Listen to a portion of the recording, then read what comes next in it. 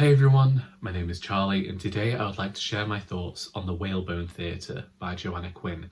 This is a novel that is set over a lengthy period of time from about 1919 to 1945. So we are following the Seagrave family. In the beginning we meet Christabel, who is about to get a new stepmother, and she's been told that when she gets a new stepmother, this means that she will get a brother.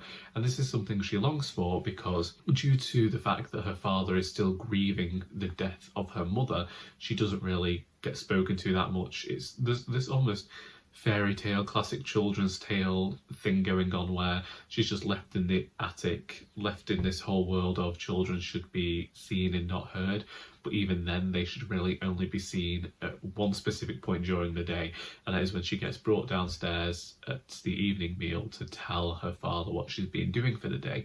So she's hopeful that when she gets her new sibling, that this will change things and she will have a companion. From there we move on through the years.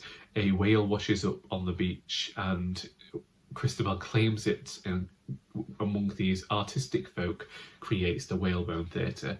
This begins this narrative that really discusses the idea of theatrics and how we put on acts and how we pretend to be other people to survive.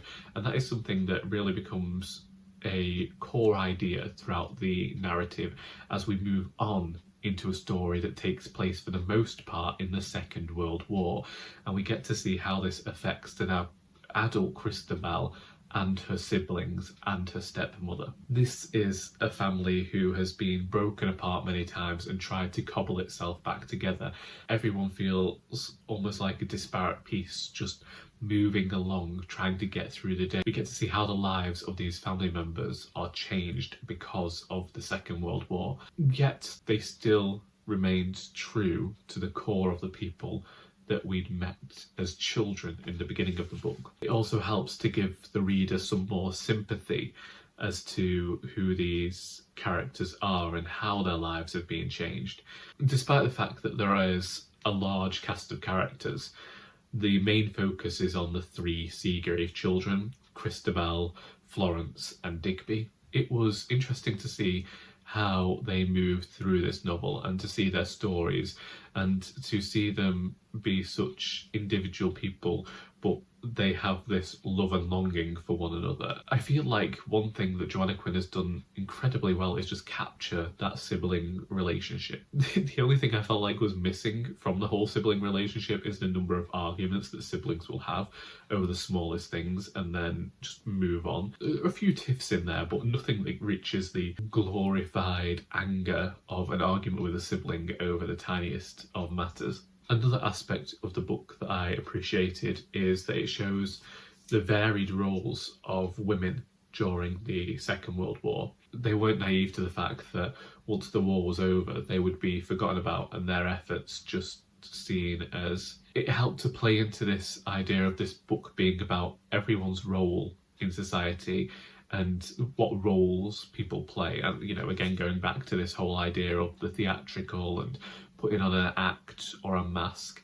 This book is bookended by theatres. This book feels so suffused with theatre and storytelling. Part of me thinks it is a book lover's book. I think this book will appeal to fans of the illumination of Ursula Flight and Life After Life by Kate Atkinson.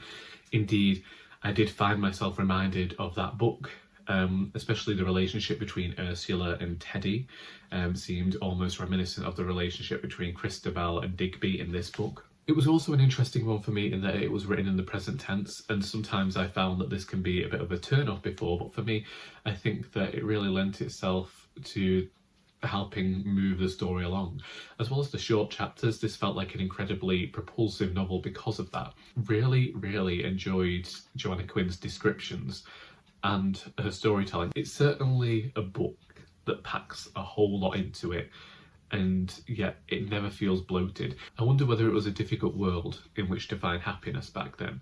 It's a great book about the roles that we play with an incredibly strong cast of characters. There is something about death in here that I won't go into because I think it would spoil it, but the way in which Quinn writes it, she captures how sudden and unexpected it is. When it comes to showing grief, she's very particular in how she does that, and I appreciated that. Quite honestly, the entire time I've been reading this, I've been thinking, this is a book that I want to go back to. When I've read it once, I want it to be one of those books that I return to and I think about the themes more and I explore further. Again, I thought that this book was going to remind me of Kate Atkinson. It's one of the whole reasons I picked it up, and I was reminded in a good way.